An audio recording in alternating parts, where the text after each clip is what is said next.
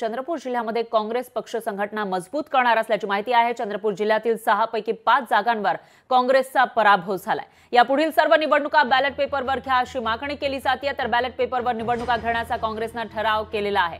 चंद्रपूरच्या ठिकाणी लोकसभेला तर काँग्रेसचे उमेदवार विजयी झाले होते, खासदार निवडून आला होता। मात्र विधानसभेला आपण बघितलं तर 6 मतदारसंघांपैकी फक्त एका मतदारसंघामध्ये विजय झालेला आहे महाविकास आघाडीचा आणि 6 पैकी 5 जागांवर काँग्रेसचा पराभव झालाय।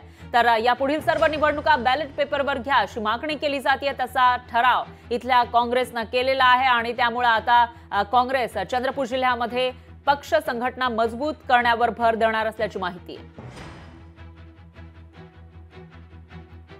बंडखोर उमेदवार उभा असताना त्या पक्षाची जबाबदारी होती की त्यांचे बंडखोर उमेदवार असल्यावरती त्यांना कशा पद्धतीने शांत करता येईल किंवा त्यांचा फॉर्म कसा विड्रॉल करता येईल। अपक्ष उभं राहणं हा त्यांचा वैयक्तिक विषय होता आणि बऱ्या प्रमाणात काही शिवसेनेचे काही राष्ट्रवादीचे लोक उभे पण राहिले, पण शेवटी उमेदवार म्हणून तो आपापल्या परीनं काम करणं हे त्यांचं काम आहे आणि त्यानं ते केलं। त्याच्यात अपयशी असणं किंवा यश मिळणं हा भाग वेगळा आहे, पण सगळ्या पक्षाच्या नेत्यांनी प्रयत्न केले की जे काही बंडखोर उभे होते त्यांना विड्रॉल कसं करता येईल, पण शेवटी पक्षाचं देखील ऐकलं नाही। अशासाठी आपण काही करू शकलो नाही।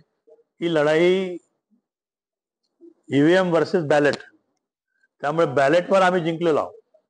ज्या ज्या ठिकाणी पोस्टल बॅलेट झाले त्या ठिकाणी सतीश वाजूरकर असेल, सुभाष जोटे असेल, प्रवीण पळवेकर असेल, प्रवीण काकडे असेल, संतोष रावत असेल, विजय वडेट्टीवार असेल, हे सगळे लोक पोस्टल बॅलेटनी पुढे आहे।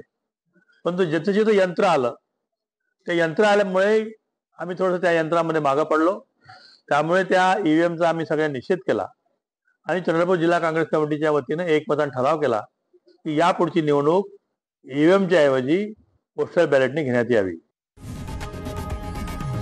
लोकशाही मराठी ऐका, पहा, जागरूक रहा।